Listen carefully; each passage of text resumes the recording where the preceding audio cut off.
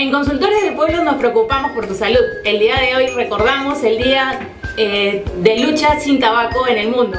Y para ello tenemos un especialista que nos va a explicar la importancia de tener el subconsciente bien equilibrado. Para ello tenemos al hipnólogo clínico Tomás Rodríguez. Hola. ¿Qué tal, Tomás? Que estamos recordando el día de lucha sin tabaco. Cuéntanos en tu experiencia profesional, ¿cuán importante es que un paciente diagnosticado sea consciente que necesita la ayuda de un especialista como tú? Ya, bueno, en mi experiencia normalmente encuentro que el paciente en el fondo no quiere dejar el problema, no quiere dejar de fumar, lo que quiere es no tener las consecuencias. Y lo primero es tratar de ubicarlo a que tome la decisión. El adecuado manejo de tu decisión consciente, respaldada por tu inconsciente, es lo que hace posible que tú salgas de temas vinculados a vicios, ¿no? Un pensamiento, una teoría, una información te puede llevar a desarrollar pensamientos más grandes o teorías completas. Sin embargo, una emoción te va a llevar directamente a la acción. Hablábamos de la presión social que influenciaba en personas a crear adicciones a veces. Sí, por ejemplo, hay generaciones que crecieron creyendo que el cigarro era signo de madurez, de estabilidad, porque veían a los mayores fumando y en cuanto se sentían mayores o querían verse mayores, fumaban, ¿no? Y eso queda grabado en el inconsciente, se forma en los primeros años de tu vida. Por eso es importante el ambiente donde creces, qué es lo que ves, para que no recurras a aquellas cosas que emocionalmente crees que te ayudan, ¿no? Y hablando de generaciones, ¿cómo podemos ayudar a los jóvenes de esta época a no caer? Porque hemos visto que actualmente de vida nos comenta que hay muchas cifras en ascenso en jóvenes de 12, 11 años que inician en el mundo del tabaquismo o adicciones, empiezan el uso de cigarrillos, drogas. ¿Cómo podemos empezar a formar esos jóvenes? En realidad tenemos, para cuando el problema existe, tenemos un abanico de posibilidades para trabajar con ellos, un abanico enorme, en los cuales está la medicina convencional, está también el tratamiento terapéutico, y muchas veces viene la persona diciéndote: he escuchado que a tal persona le ha funcionado esto, probó esto y lo dejó. Y entonces vienen a tratar de hacer lo mismo, y yo les explico lo siguiente. Imagínate que 10 personas tienen deudas, ¿sí? Y que digamos que uno debe 10, otro debe 11, 15, 100, 1000. Entonces yo les diría: oye, todo suma. Y el primero, en la primera que hace, junta 10 y paga su deuda, pues, ¿no? Y todo suma, sigue funcionando para todos, pero al que debe 1000 le va a tomar un poco más de tiempo pagar su deuda, aunque todo sume. Y en tu historial clínico, tus pacientes, ¿cómo han resultado con la terapia de hipnosis? En realidad, en el 100% de las personas que han comenzado a trabajar la hipnosis desde el punto de vista emocional, reforzándolo, han salido todos. Ahora, queda claro que la hipnosis no te quita el libre albedrío, o sea, te quita esa tendencia, esas emociones que te amarran al vicio, pero que no significa que tú vas a odiar el cigarrillo al punto de que no vas a poder volver a fumar. O sea, hay gente que después de estar mucho tiempo, empieza por curiosidad, no le gusta, insiste hasta que se vuelve a crear el vicio, ¿no?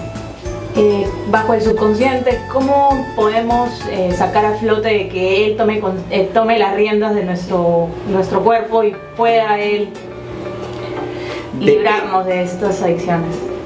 Comencemos por entender que cada paciente es un mundo diferente. Que dos personas fumen no significa que tengan el mismo origen ni el mismo motivo.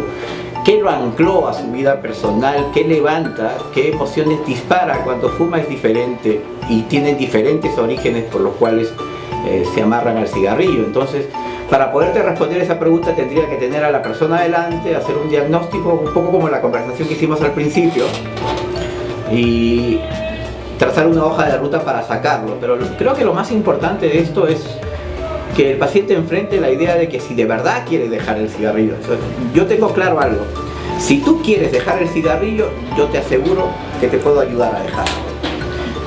Bajo tu experiencia y tu ojo clínico de detecciones de personas que necesitan este tipo de ayuda, ¿cuáles son, por ejemplo, el patrón de seguimiento? O sea, me imagino que todas las personas deben de tener, por ejemplo, casi siempre los mismos grados de influencia, ¿no? Cada quien tiene los mismos síntomas. donde tú puedes diagnosticarlos. Y yo creo que nos pasa un poco lo mismo que con la violencia, ¿no?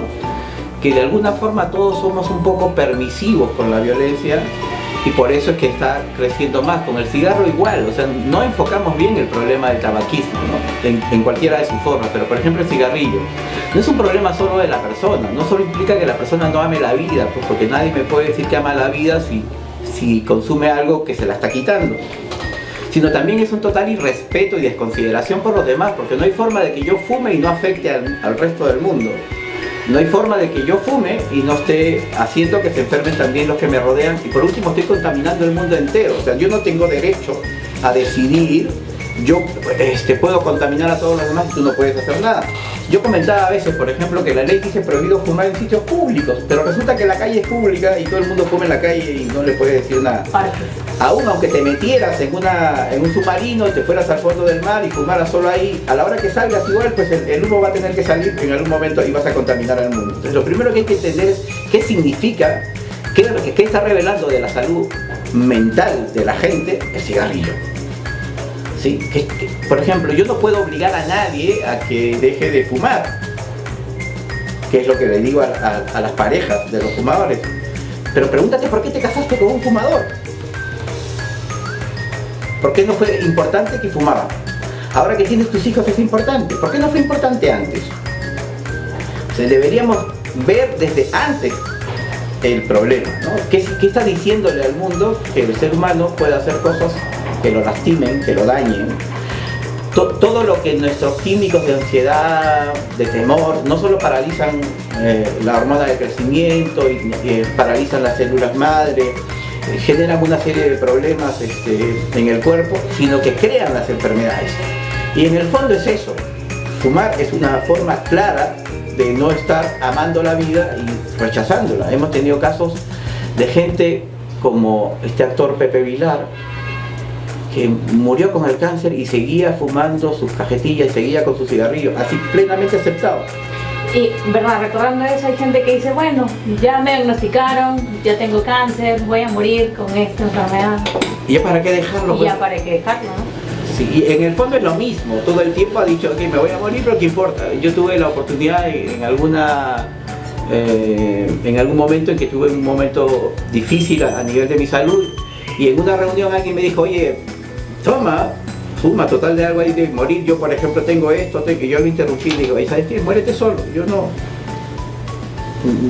lo entiendo a veces. Cómo la gente no nota que se autoengaña. Cuando tu inconsciente, que es el que maneja tus emociones, que es lo que me pasa, por ejemplo, con los fumadores sociales que creen que no tienen el problema del tabaquismo. Por un lado, saben, porque difícilmente encuentras a alguien que no sepa el daño que hace el cigarrillo, lo peligroso que es la nicotina, cómo destroza el cuerpo el alquitrán. Ahora, difícilmente te encuentras a alguien así. Sin embargo, seguimos fumando. Entonces, si sabemos que tenemos esa información y aún así seguimos fumando, tendríamos que preguntarnos ¿por qué? ¿Y qué tan libre soy? La libertad es la capacidad de obrar por lo mejor. Aquel que no puede obrar por lo mejor para sí mismo no es libre. Y las personas, por ejemplo, que consumen los cigarrillos electrónicos, ¿qué recomendaciones les podrían dar? Mira, para comenzar, estos cigarrillos electrónicos en teoría no son fumar, son vapear, es botar vapor. Pero es la misma gracia si lo llenas pues de nicotina, porque hay la opción o sea, cambiar el hecho del olor del tabaco, pero igual consumir la misma cantidad de nicotina. Sigue siendo la misma dependencia. Todas aquellas cosas que tu mente activa cuando tú estás fumando, las sigues activando con esta y sigues afianzándote a la nicotina. El tema es armarlo como un plan para dejar lo que te hace daño. No para dejar de fumar, para dejar lo que te haga daño. Ahora, el gran problema de estos cigarrillos electrónicos es que ahora hay mucho producto ilegal, dañino, no apto para el consumo que están vendiendo para usarlos con estos aparatos. No conozco exactamente qué marcas hay como para garantizar que el producto que estés inhalando no te dañe, pero sigue siendo un riesgo y le estás poniendo tu salud en manos de otra persona. Y de alguna forma estás dejando de luchar porque estás aceptando que eres incapaz de dejar de hacerlo. Y el ser humano es capaz de hacer lo que quiere, es capaz de tomar una decisión manejando la mente inconsciente, que es el 95% de tu fuerza mental. No importa lo que tú pienses, razones, decidas. Si tu mente inconsciente no te apoya... ¿Y cómo podemos ayudar al inconsciente a apoderarse más en nuestra vida? Para comenzar hay que entender que este tipo de temas normalmente todo suma, o sea, no es solo el tratamiento químico, también es importante el tratamiento terapéutico con la persona para detectar cuáles son las cosas que no puede manejar.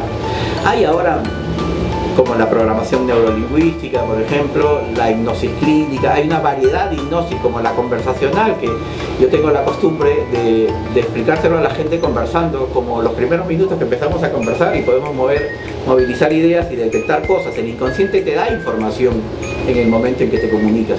La comunicación es mucho más que solo oír lo que la gente dice, es leer todo su lenguaje no verbal, y así podríamos identificar en los demás y en nosotros mismos cuando en realidad estamos evitando solucionar un problema.